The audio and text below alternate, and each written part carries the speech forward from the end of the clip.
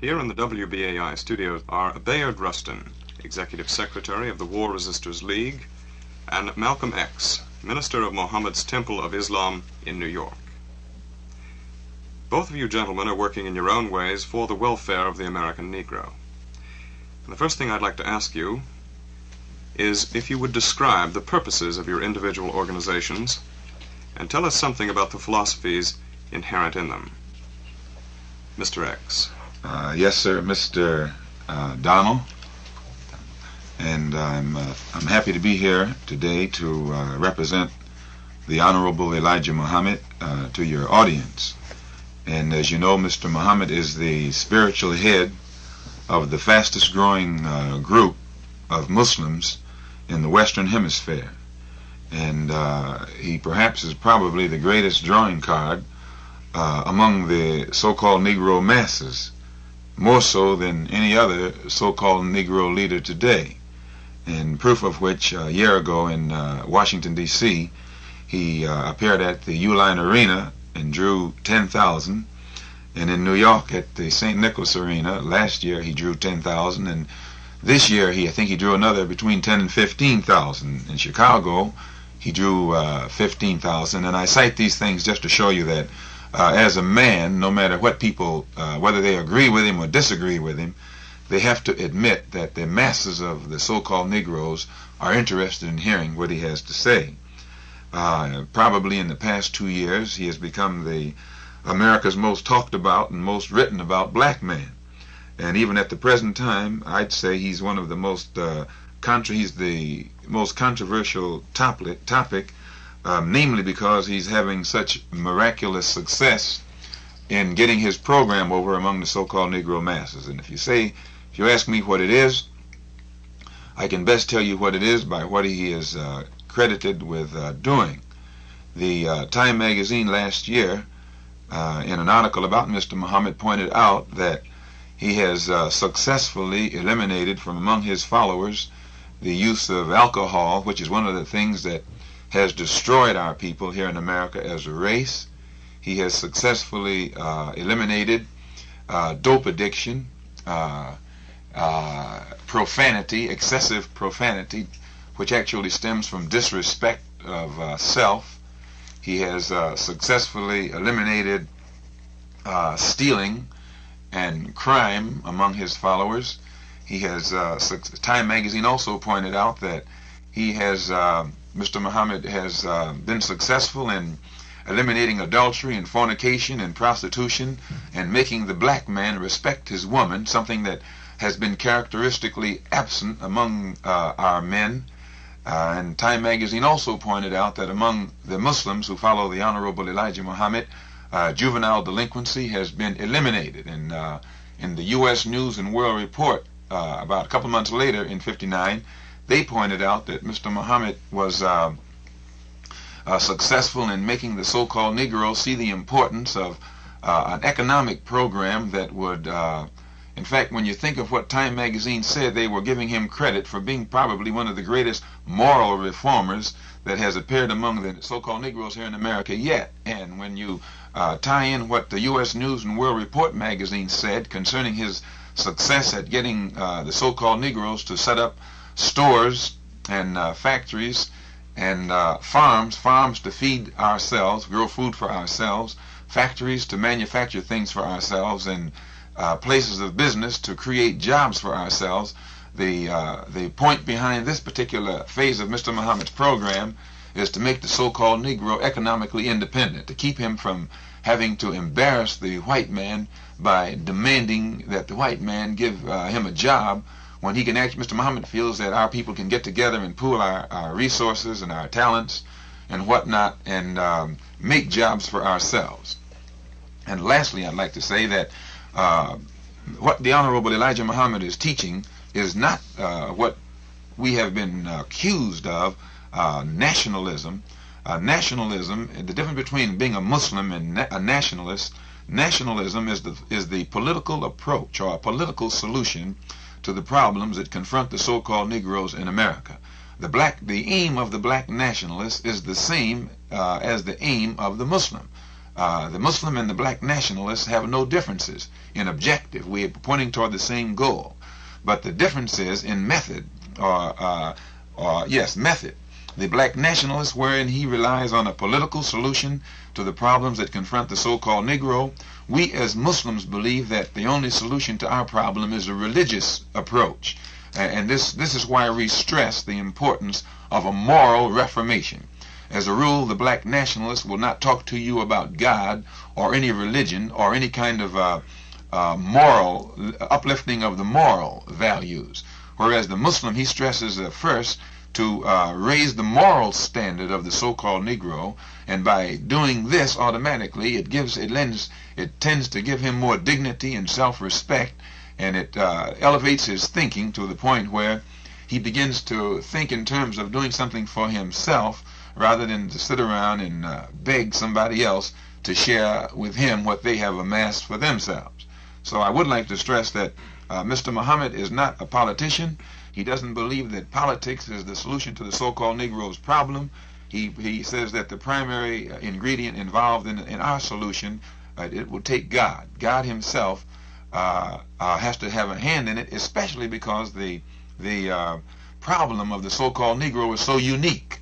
His problem is different. The problem of the so-called Negro in America is different, perhaps, than the problem of any black people anywhere on this earth since the beginning of time.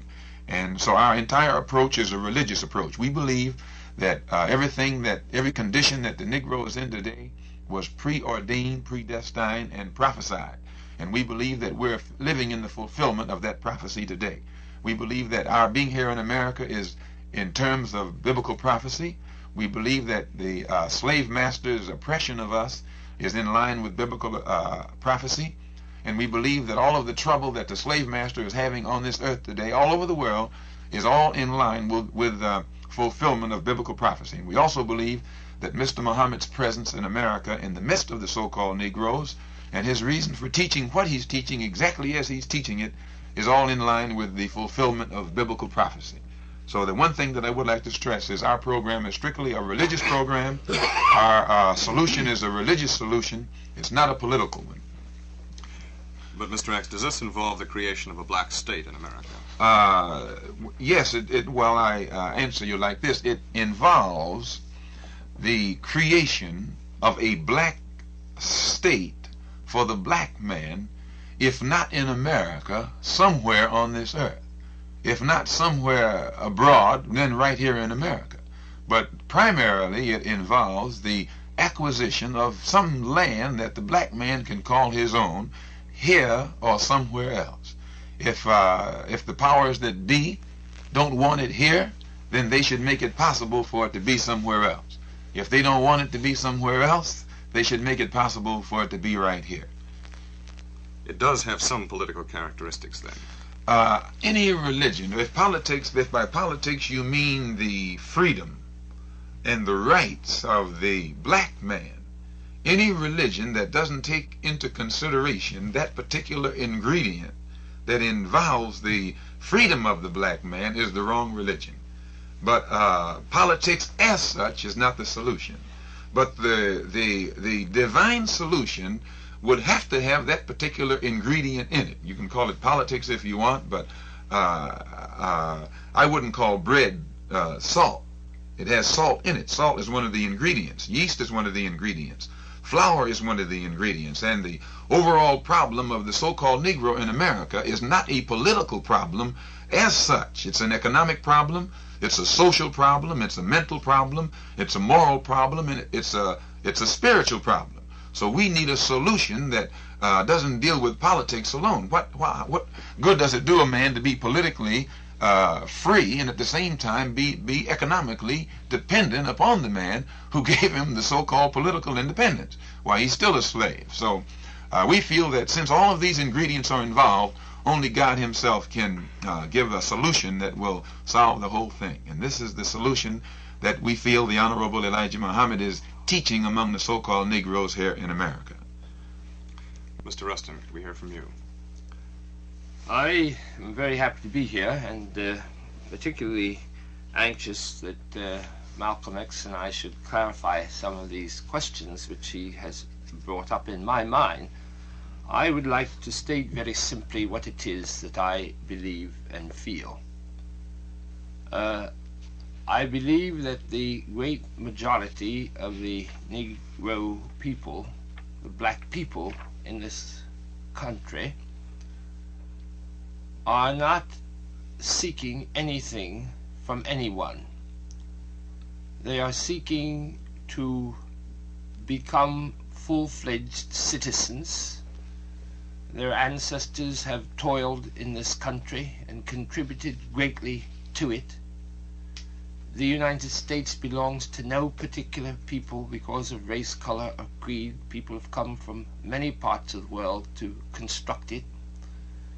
And it is my view that the great majority of Negroes take as their key word, and the great number of Negro leaders, the term integrate, which means that rightly or wrongly they choose to become an integral part of the United States. I believe that we should work politically to the degree that that is possible, but I also believe that, and through the courts, but I believe that at the moment we have reached that point where the justice and freedom for the Negro people will come about largely because they, with a sense of dignity and pride, organize themselves to demand to become an integral part of all the institutions. And thus such things as the Montgomery protest, the student sit-in movement, and the effort which some of us are now making in regard to elections, where we do not honestly feel that either of the major political parties can solve the problem as they are now constructed. We are doing those things by direct action which we feel will splinter the existing political parties, cause a political realignment in which the freedom and justice for all people, including Negroes, can be achieved. Now, this is not a unique position, and certainly, while a controversial one, not so controversial as that which Malcolm X puts before us. And I should like, therefore, to ask him this question. It would seem to me that the logic of your position really is to say to Negroes, or black people in this country, we ought to migrate and set up somewhere in Africa a state in which men are free to follow a particular religious ideal, because it seems to me ultimately this is where you have to come out. I don't see how this escapes as being the logic of your position. You say that perhaps a state will be set up here, but on the other hand your attitude is if you're not wanted, then you don't want to be where you're not wanted. So why isn't the logic of your position to go to the heart of the matter and take the Garvey position and urge Negroes to return to Africa? Well, Mr. Rustin, number one, when you speak of us striving here to become full-fledged citizens, or as they say, first-class citizens, number one, most of the Negro leaders, or so-called Negro leaders, they have gotten the Negro masses to think in terms of second-class citizenship, which there is no such thing. We who follow the Honorable Elijah Muhammad look upon a man as either a citizen or he's not a citizen. He's not a citizen by degrees. He's a citizen or he's not a citizen. And as long as the black man in America is not recognized as a first-class citizen, we don't feel that we are citizens at all. No other people in America are placed in a second-class citizenship category. People can come here from Hungary, which is a communist country, and be incorporated or integrated into the American way of life overnight. They don't have to come in as third class, second class, or some other kind of class citizen. The only man that's placed in this category is this so-called Negro who has sat around and begged the white man to accept him as an integral part of his particular political setup and whatnot. Now, we feel that if after 100 years since Lincoln issued the so-called Emancipation Proclamation, if the black man here is still not recognized as a first-class citizen, which means free, then we don't feel that what Lincoln did actually set the so-called Negro free in the first place. Not freedom in its full sense of the word. An example, if you have a unique problem in that if the black man in Nigeria, for instance, strives against his oppressor to gain his freedom, once he gains that freedom, the oppressor leaves. But the black man in Nigeria is already at home. He has his own country. If the black man in India is striving against his oppressor for freedom, once his oppressor, the colonizer, gives him that freedom, the colonizer leaves, the oppressor leaves, but the slave or the ex-slave is already at home. This is the... Now, this is all well and good, but you are not answering my question. I'm answering your question. Right, go ahead. If the black man in Kenya, the same way, if he rebels against the British, his British oppressor, and gains his freedom, then the oppressor leaves. Now, the black man in America's position is unique in that he begs for freedom or demands for freedom, but once he gets this so-called freedom, he's still 9,000 miles away from that which he can call home. So he has a problem that's different than the problems of the other dark people all over this earth who have been striving for freedom. And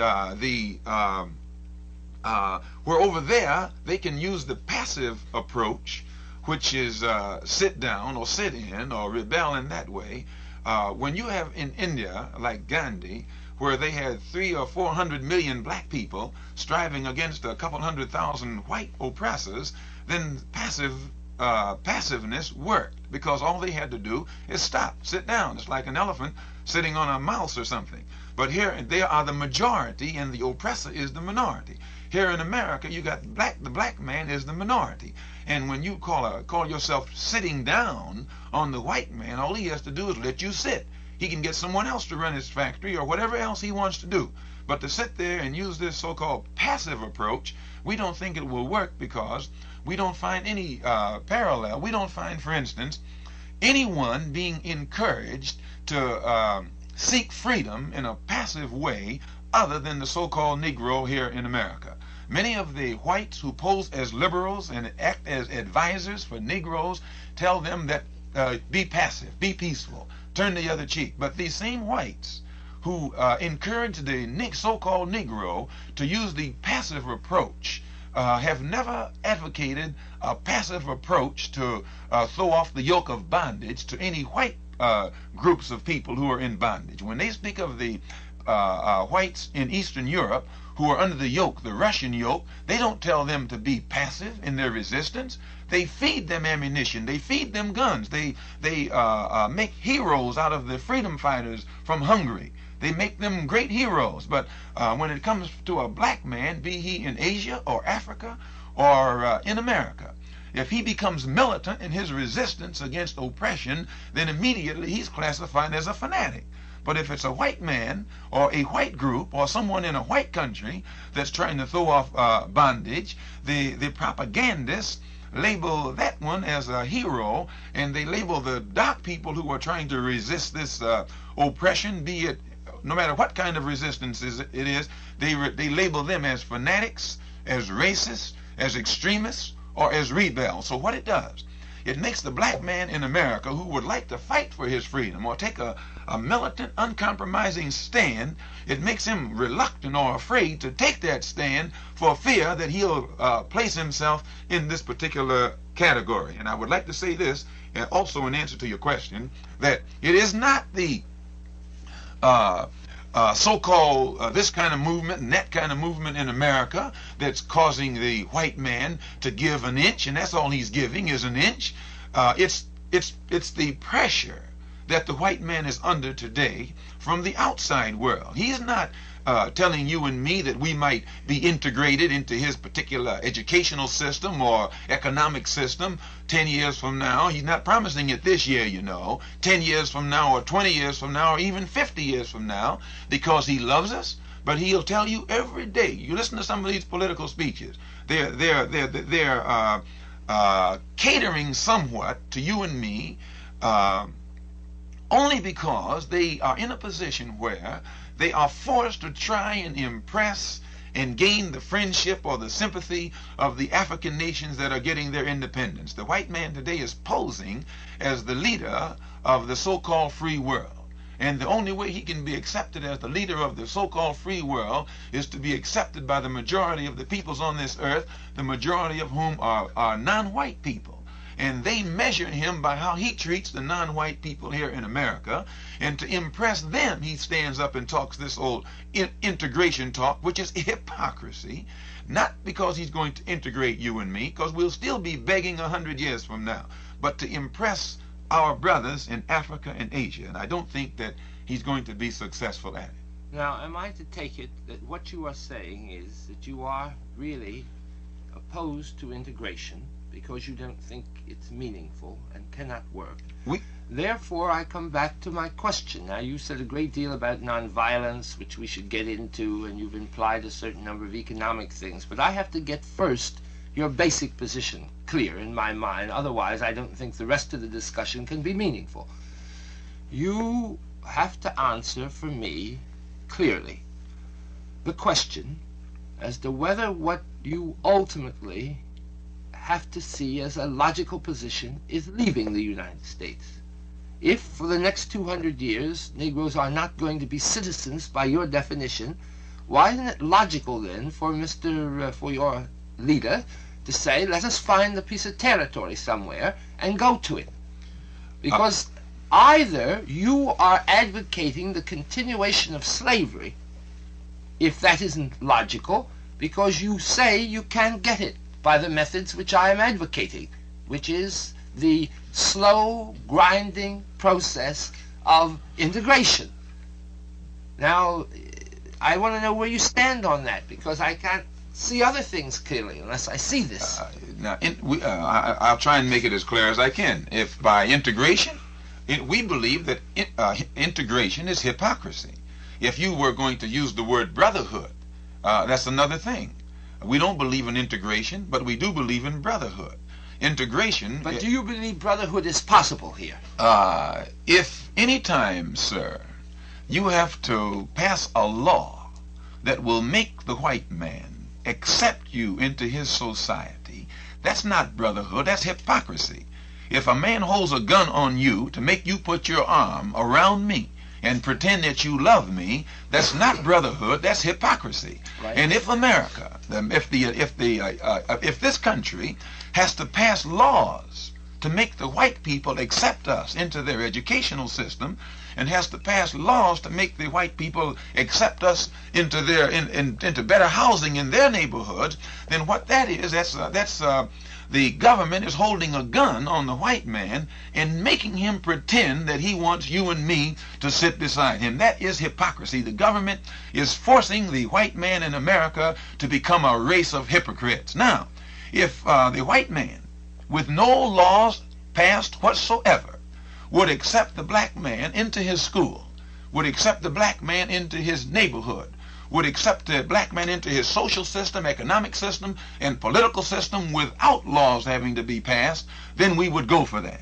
We would say that that's brotherhood, that's voluntarily, Do you and think it that's will work. going to happen? Why, your common sense tells you, sir, that it's not going to happen. Then, if you cannot do this through the constitutional methods of going into courts, of having laws, which I call integration, and if you cannot do it by the spirit, which you call brotherhood, then what do you see as the future for black people here, and why should they stay? Sir, the future for the black man in America, as we've been taught by the Honorable Elijah Muhammad, since you can see, and any intelligent person can see, that the white man is just not going to share his wealth with his ex-slave, or share his house with his ex-slave, or share his fields with his ex-slave, if the slave keeps pressing him, sooner or later there has to be a showdown. If the white man, the slave master, does not want the ex-slave in his house, then he has to let that slave go for himself and find a house for himself. Now, Mr. Muhammad, the Honorable Elijah Muhammad, our leader and teacher, teaches us this, that God has taught him that the only solution for the slave and the slave master is separation. Ah, so then you do believe in separation. We absolutely believe in separation. Right. Now, we believe that separation is divine. Right. Now, if there is to be divine separation, are you people being logical? Are you saying then we ought to take over, let us say, an area of the United States which is predominantly Negro and send more and more in until we control it? Or are you being logical by saying, let's get outside of here? I think both is logical. Uh-huh. It's logical when you find that you can't get along with a man in peace to set up house somewhere else. Now, when we say that, when the Honorable Elijah Muhammad teaches us that God has declared that the black man in America must have some land of his own, that means he must have some land of his own. The land doesn't have to be in Asia. The land doesn't have to be in Africa. The land doesn't have to be in Canada. The land can be anywhere. And if right here in America, since, as you say, we've been such good workers and faithful citizens, I'd rather say faithful servants, right. We haven't received any payment for our labor. It would only be just if the master, if his intention is good, since he knows he's not going to bring about this integration, the best thing for him to do is let us have some of these states. And we can go into these states, instead of begging him to live next door to him, we can go into these states and set up farms and feed our own people, set up factories and manufacture clothing and other utilities for our own people, set up businesses where we can make jobs for our own people. And this will keep us from having to beg him for that which he has set up for his people. Right. In other words, then, Daily News is right in describing your movement as being an apartheid movement. They compared you to South Africa, where they say the whites should be in one place, the Negroes in another. It seems to me that what you're saying is pretty much the same thing. No, sir. We don't feel that the Daily News is qualified to classify us as anything or compare us with any South African philosophy, because number one, the people in South Africa are some people who left Europe and went into Africa, a continent that is not theirs, and took it over from the black people to whom it belonged, and they are now there advocating white supremacy, which is a false doctrine. They're advocating black inferiority, which is another false doctrine, and they're basing their entire governmental system on the continued existence of a country, they're staying on a continent that they don't belong in, and also ruling over some people that they have no authority over. We who follow the Honorable Elijah Muhammad are advocating peaceful existence here in this country, which we feel is just as much ours as the white man. It's not his, because he took it from the Indians, and he can't object to us because he brought us here. We didn't come here on our own. We didn't come here voluntarily. He put us in chains and brought us here, and then worked us for nothing for 310 years without paying us one day's labor. Now, I would like to point this out, Mr. Rustin.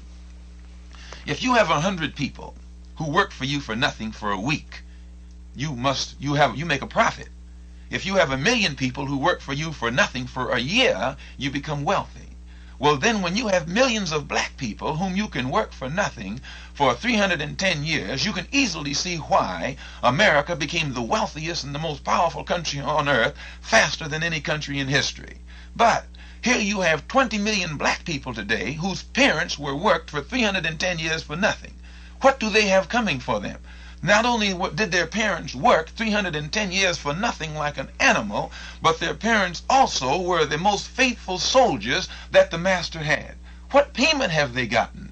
And today, they're not asking for much. They're not asking for what someone else would ask. Instead of asking for something that's real, they're asking their master to let them occupy one of the rooms in his house, or one of the rooms with him in his house. Now, this is still not asking for something. If America gave the black man here half of this country, they wouldn't be giving us anything. They worked our mothers and fathers for 310 years with no pay.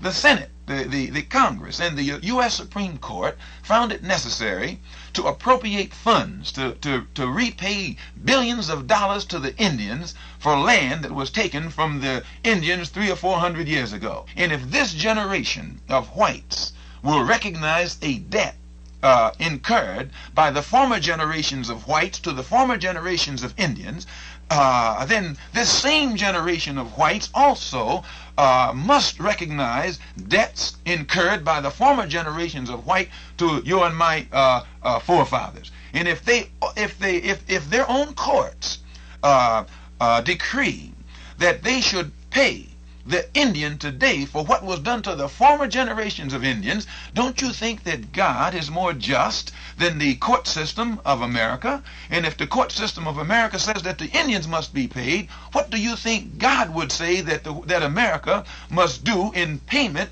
to 20 million black people who worked here for nothing for 310 years? All right, I take it then that what you're really saying is that you believe that a certain section of the United States should actually be given over, and because Negroes have worked for it and deserve it, and that should be their territory. That this is your solution to the problem. Only solution is separation. Separation. Not integration. Now that we've got that clear, it seems to me we can go back and build on that for me to raise some other questions with you. Now, how do you see the Negro now? And I'm all in favor, you see, of doing away with dope and alcohol and profanity and the like. This is all to the good.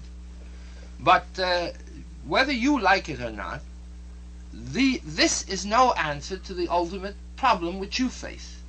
Now, given the fact that Moses kept the children of Israel in the desert for 40 years in order to do away with their slave mentality and to build up a new leadership, he also had to know precisely where he was going to take them. He had to have a piece of land. Now, you want a piece of land here.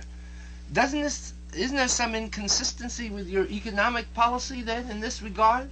Because it seems to me what you are saying is Negroes should own their own stores. Negroes should become independent economically. Now, is this possible where you have Negroes spread over the country the way they are? You want them to buy land in Philadelphia, and New York, and Texas, and what good is this? What are they going to do? Then give it up and move somewhere else? And what is the psychological implications of this? Well, first, sir, when you mentioned Moses, you mentioned the best example that you probably could have. You pointed out the people that Moses was leading were probably the closest parallel to the problem confronting the so-called Negro in America than any in the Bible. Moses' people were strangers in a land that wasn't theirs. The black man in America is a stranger in a land that's not his. Moses' people had a slave mentality, and when they were found, they were worshiping gods other than their own. They were worshiping in a religion other than their own. The Negro in America is the same way. He worships the white man's God, and he's following in the white man's religion. The Negro in America is in the same fix, socially, mentally, politically, economically, and spiritually, as the people whom Moses grew up amongst, so-called in Egypt 4,000 years ago. Now then, if you recall, Moses didn't advocate integration. Moses advocated separation. At nowhere in that Bible can you show me where Moses went to his people and said, believe in the same God that your slave master believes in, or seek to integrate yourself with Pharaoh. Moses' one doctrine was separation. He told Pharaoh, God told me to tell you, let my people go. By go, that meant separate.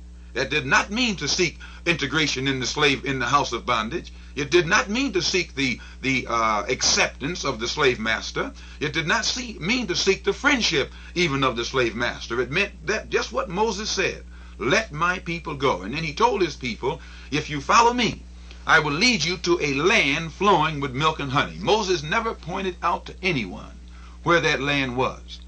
God had instructed Moses up to that point, but Moses never told the people where he was taking them or what they would have to go through in order to get there. He said, follow me, and I'll lead you to a land flowing with milk and honey. And if you go back in that Bible, you'll find out some of them believed in him, but most of them were afraid of their slave master. They didn't believe that they could get along without Pharaoh. They didn't believe anybody could give them a job if Pharaoh didn't. They didn't believe anybody could put clothes on their back if Pharaoh. That's a slave mentality. They didn't believe that they could have an economic system free of pharaohs. That's a slave mentality. And today the same problem confronts the so-called Negro here in America, and the same problem confronts the Honorable Elijah Muhammad. The same opposition that was put in the path of Moses is put in the path of the Honorable Elijah Muhammad today. If you notice, Pharaoh himself never opposed Moses. He always got magicians to oppose Moses. Today you find your modern slave master. You don't find him opposing the Honorable Elijah Muhammad, but he gets Negro, so-called Negro politicians and so-called Negro preachers to work a lot of magic in the eyes of the so-called Negro and make the so-called Negro think that the Honorable Elijah Muhammad is a crazy man, just like the magicians tried to make the Hebrews think that Moses was a crazy man. They get magicians to do this work. And the magician is the one who goes to the people and tries to make them think, where this man Muhammad is crazy, he's going to get you all out here someplace and get all of you killed. But if you'll recall, and that's why I say I'm so glad that you mentioned that Moses parallel, we feel that the Honorable Elijah Muhammad is the modern Moses. Sometimes they refer to Powell as a modern Moses. I've heard them refer to Reverend Martin Luther King as a modern Moses. But no one can be a modern Moses until they first find out what did the ancient Moses do, and he advocated separation, not integration. He advocated complete separation, not integration, and he didn't advocate passive resistance. He advocated an eye for an eye and a tooth for a tooth. What kind of teaching is it when you tell a slave to pray for those who despitefully use you, and it's the slave master who's despitefully using the slave? Love your enemy, and it's the slave master who's an enemy of the slave. As long as you teach a man that kind of philosophy and he eats it up, he'll remain a slave. Yeah, but you see, I am a great advocate of nonviolence. Now, if you would tell me where it is you're going to lead people, you see, where this land is, I might perhaps say, well, the important thing for me is not to talk about integration or to talk about getting involved in the economic and social and political life in America, because our objective is to get over there. But I don't know where you're going to go, and I don't think you do. Yes, we do.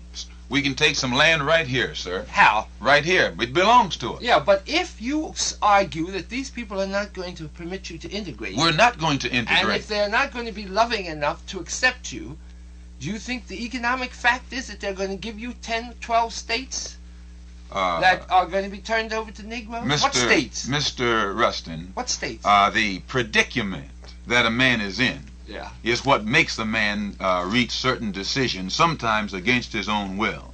Maybe you don't realize the predicament that America is in today in this world. America probably is in a more precarious position or predicament than any country has been in since time began. I agree with that. You don't have to fight that. Now, what is causing this predicament? It's the race problem.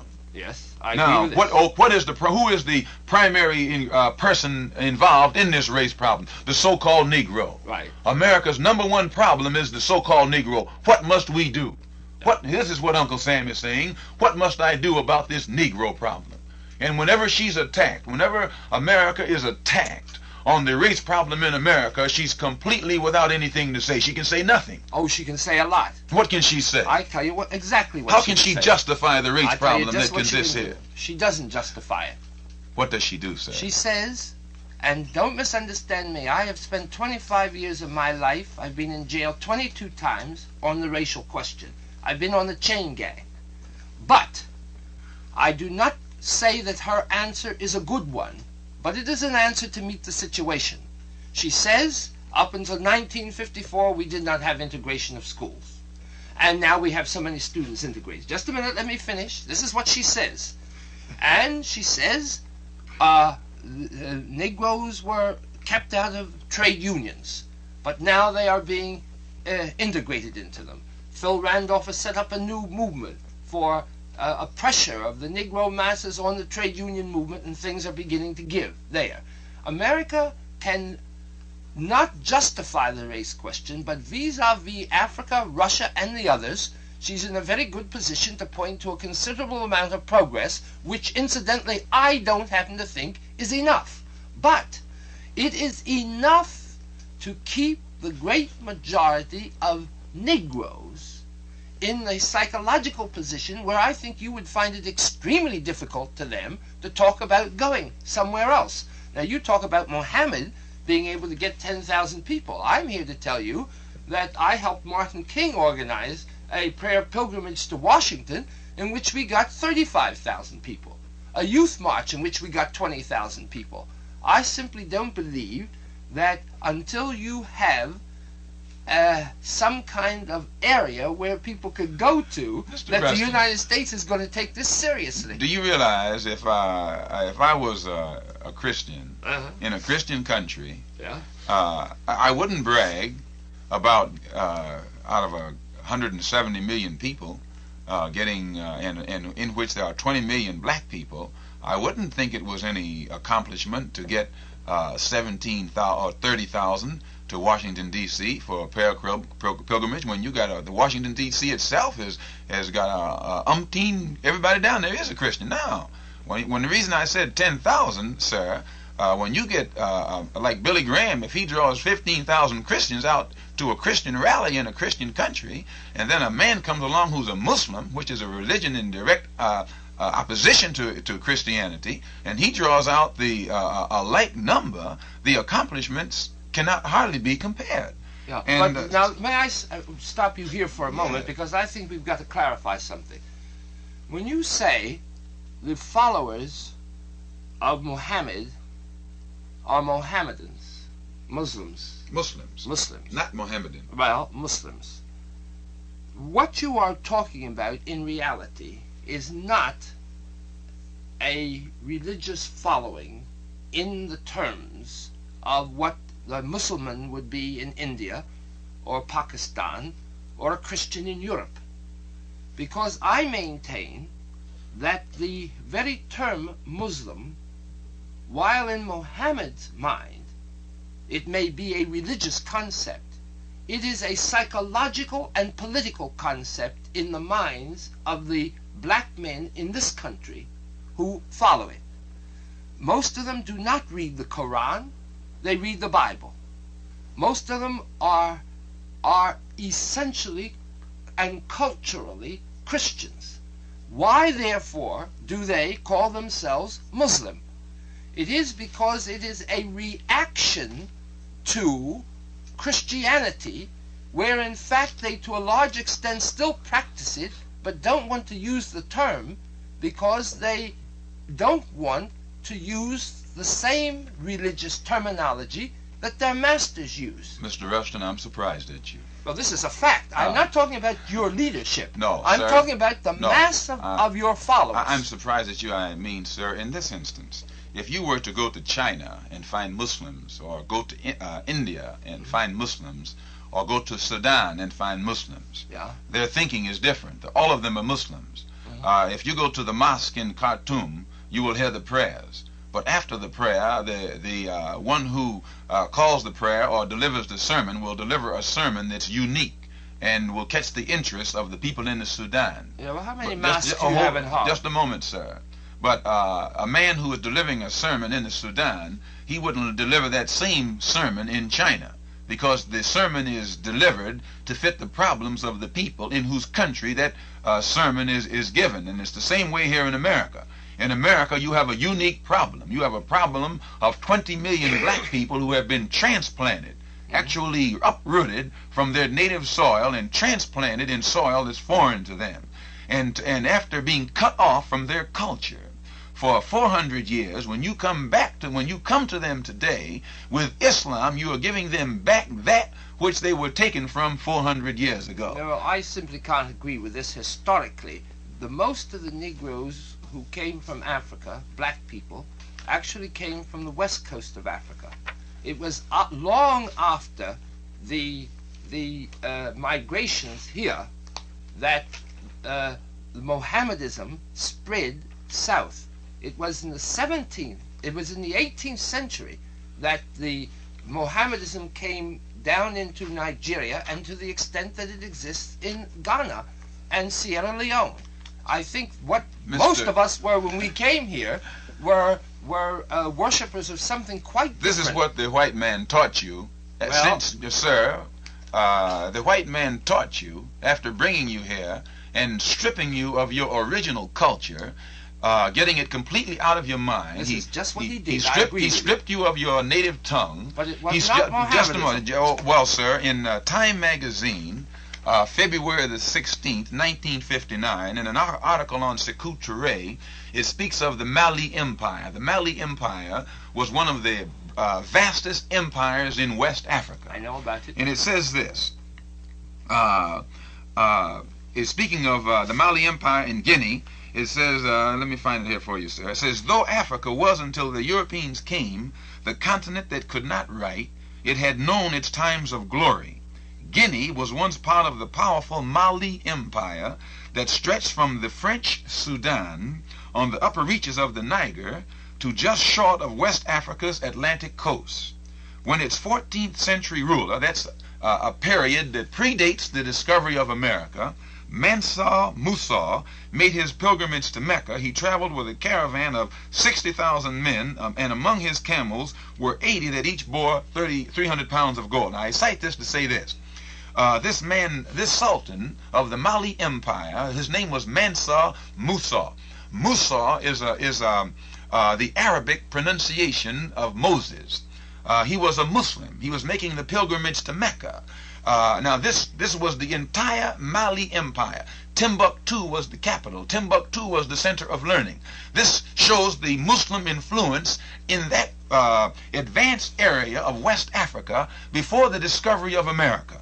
Before America was discovered, they say that this man, Mansa Musa, built a swimming pool in the middle of the Sahara Desert. Now, you have to be an engineer, you have to be a genius to build a swimming pool on the seacoast. Yeah. Here's a black sultan, just a moment, sir, who built a swimming pool in the middle of the Sahara Desert. He couldn't have been a savage. If he was that far advanced in engineering to build a swimming pool in the middle of the desert, something the white man can't hardly do today, you can't say that the man's culture was a savage culture. Now look, don't beat a dead horse. I am not for a moment trying to say that there was not vast culture in West Africa. You said that it wasn't Islam. Just a moment. I said that the Islam spread from Timbuktu to the west coast of Africa. Timbuktu is on the west coast of Africa. Well, it's up in, my dear friend. I'm talking about the area from. Yeah, I know. Timbuktu is on the west coast of Africa. And this is the area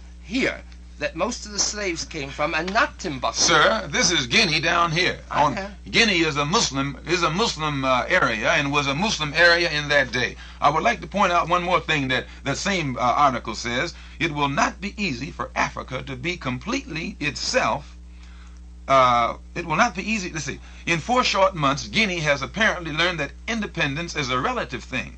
It will not be easy for Africa to be completely itself, for no other continent has been so swept by foreign influence.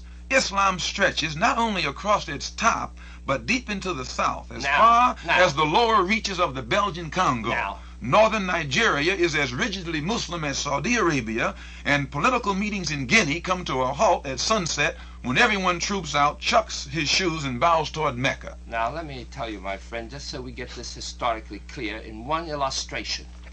All over the west of Africa, you find the finest art objects out of which Picasso and others developed Cubism and modern art.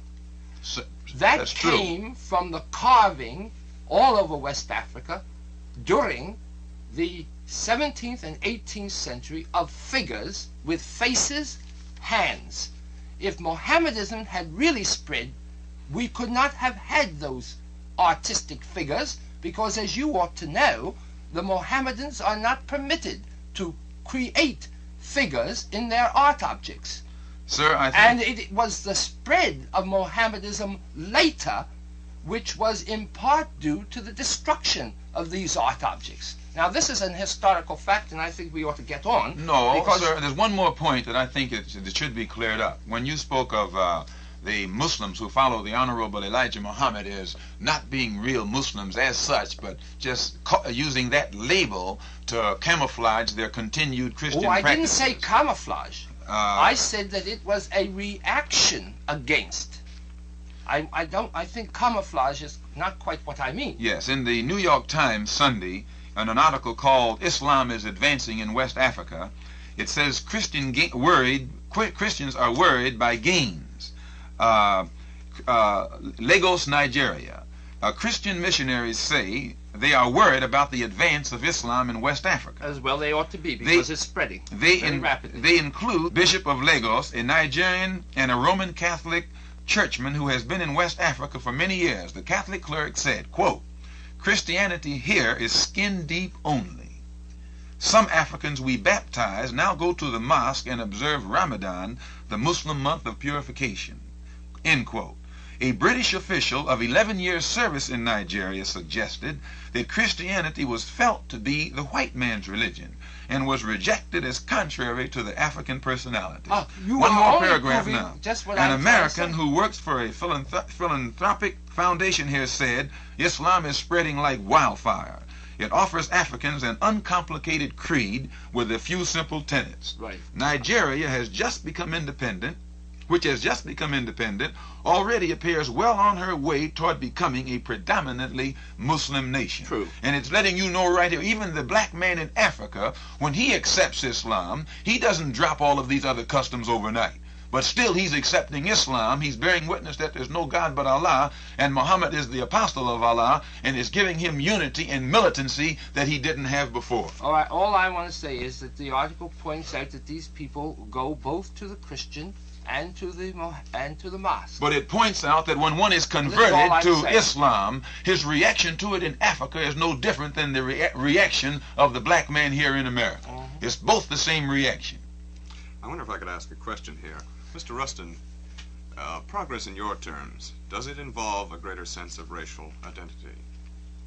I believe that it is very important to have a great sense of racial identity, because I believe that it is quite impossible for people to struggle creatively if they do not truly believe in themselves.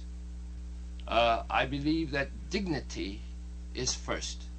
Now this, for me, is doubly important, precisely because believing in integration and not having been told where we are to go, I can see nothing more logical than staying here and struggling for one's rights. Also because of moral principles which I hold, but leave them aside for the moment. I can see no way for the Negro to struggle except through nonviolence and a dedication to strategic nonviolence as, in sense, a matter of principle. Now, therefore, if you are going to be able to struggle with nonviolence, to a certain extent, you have to have affection for the people who are mistreating you. No affection for the other fellow is possible without a great sense of dignity in oneself. And therefore, the dignity of the Negro, for me, is not something that is an aside. It is an essential of the struggle. The people in Montgomery were able to struggle and get integration on their buses for a simple reason. 10 years before, they could not have done it because they did not believe in themselves.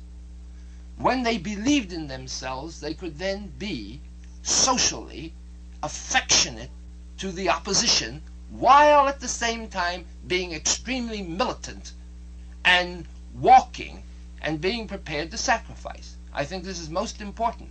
And I would therefore agree with Malcolm X that doing away with the ugliness which our people have had as a result of their poverty and their position is very necessary and important. We can certainly agree here. Thank you. And you know, I was so happy, Mr. Rustin, to hear you say that dignity is most important. The Honorable Elijah Muhammad absolutely he emphasizes to us the importance of dignity, but you cannot have dignity. Dignity means a high regard for yourself. Right. You can't have high regard for that which you have no knowledge of. And when you ask a white man his nationality, for instance, and he says German, immediately he's connected with a German nation, a German flag in the past, a German culture. If he says he's an Englishman, he's connected with England and he's connected with a culture. Now, if you ask a black man in America and he says Negro, right there, he's putting a term on himself that carries more contempt with it than any word that exists in the Webster's dictionary today.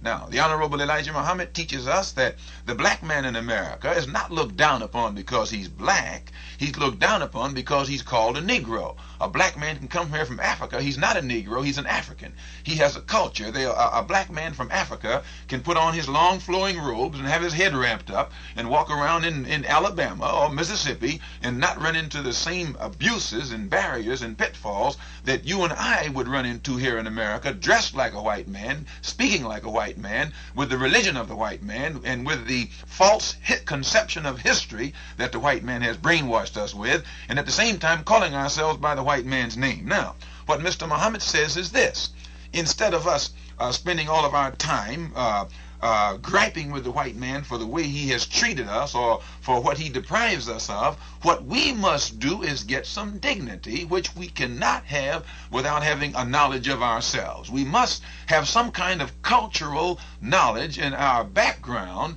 in order for, we must know what our parents did and what our foreparents did in order to have high regard for our foreparents. And if you don't have an high regard for your foreparents, you can't regard yourself highly. You take a man who has been taught that his father used to pull a plow and his mother was a maid for the master. He can't look up at his parents. But when you send him back beyond the time that his father was pulling a plow, and back beyond the time when his mother was a maid for the white man, back to the time when he was living along the banks of the Nile in palaces, at the same time the white man was living in the caves of Europe, and history will bear that out, or at a time when he was wearing silk in the East and in Africa and Asia, at a time when the white man, whom he regards so highly today, didn't know what clothes were, at a time when he was cooking and seasoning his food, when at the same time the white man, whom he idolizes and worships today, didn't know what cooked food was,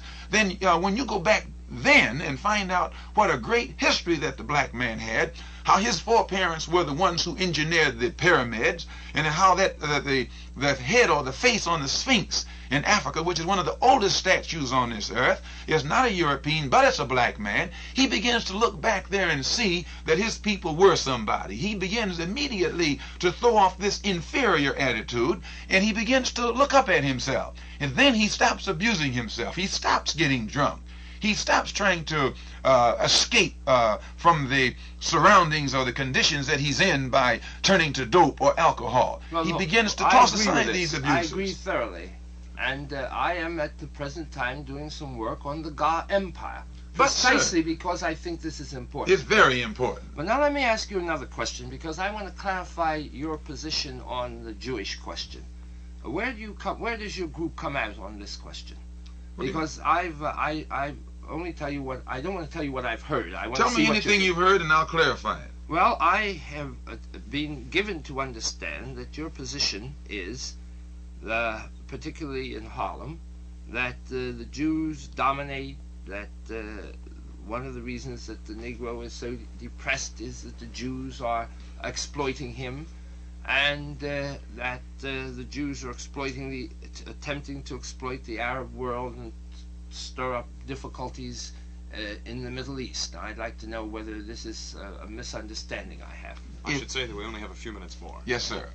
If you, sir, will read what the Honorable Elijah Muhammad has written, and he has written much, I don't think you can find an article where he has ever pointed out the Jew as an exploiter of the black man.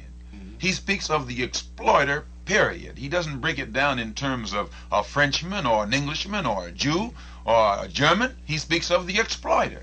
And sometimes the man who is the most guilty of exploitation will think that you're pointing the finger at him and put out the propaganda that you're anti-this or that you're anti-that. We make no distinction between exploitation and exploiter. Now, what do you mean when you say the man who is the most exploiting will put out propaganda? I say this, that usually when you find a man putting out propaganda against Muslims, usually that man feels that the finger is being pointed at him. But in other words, you think that many Jews feel that way? I don't know. But I say that you cannot find anything that the Honorable Elijah Muhammad has written or said that at any time will label the Jew as an exploiter.